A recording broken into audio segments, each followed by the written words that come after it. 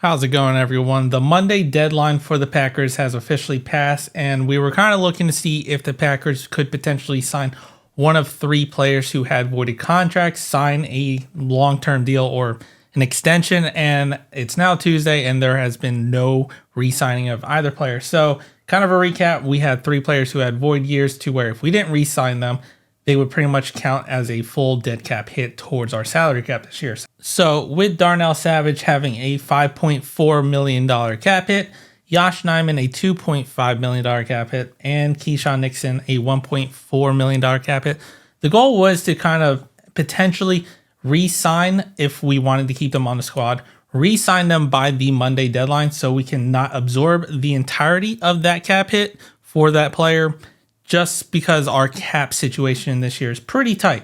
But it looks like the Packers have decided to let all three of these contracts void, so we will be taking a $9.4 million cap hit in dead money due to not re-signing these players. Now, just because we didn't re-sign these players does not mean that we can't potentially re-sign them still in this offseason. So, despite that, though, I feel like it does spell the end for at least two of the players. So for Darnell Savage, I feel like this does kind of spell the end for his time in Green Bay. In my opinion, before there was a 50-50 chance because of where our safety position was and how he could have been potentially played under Jeff Hafley because of how he played under Mike Pettin. But it's looking like that we're not going to resign him. If we did, it would have saved the Packers $4.1 million of cap space, which is huge this year considering how tight it is. So with that, I feel like they're going to let him test the market, and he's probably going to get a bigger contract elsewhere. Now, if the market isn't big on him, which I just don't really see happening, then maybe we could get him at a cheaper price than what he might have been asking for or what we were willing to re-sign him for, and he could come back to the Packers that way. But as of right now, it's kind of seeming like he's not returning. Now, for Josh Nijman, I feel like his time in Green Bay has already been written. He lost faith in the coaching staff. He lost his spot amongst starting tackles.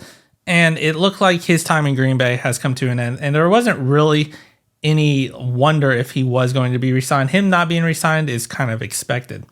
Now, for the last person, KeShawn Nixon, I still think has the potential to re-sign with the Green Bay Packers. Even though we did not slightly kick the can down further the road, we've decided to just absorb that $1.4 million cap hit.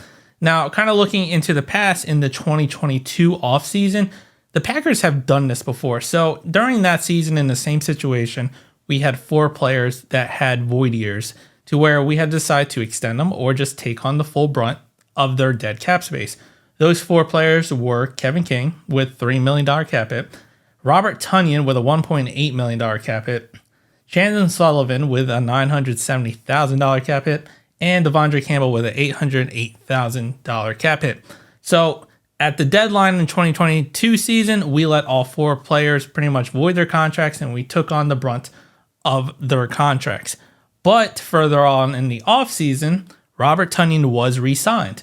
Same thing with Devondre Campbell. So just because we let these contracts void, especially in KeShawn Nixon's situation, we did end up signing these players again. So I feel like KeShawn Nixon still has the potential to re-sign with the Packers.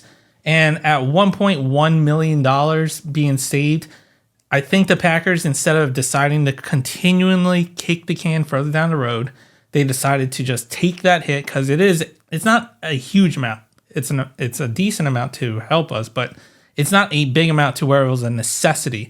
So they could just let that contract void, start fresh, get out of this void situation that we kind of put us in, and we might still be in depending on how we restructure contracts and how we want to attack free agency. But just coming out with a quick update since the deadline has passed. So let me know what you think down in the comments. If you like the video, hit the like button, subscribe to the channel, and as always, go Pack Go.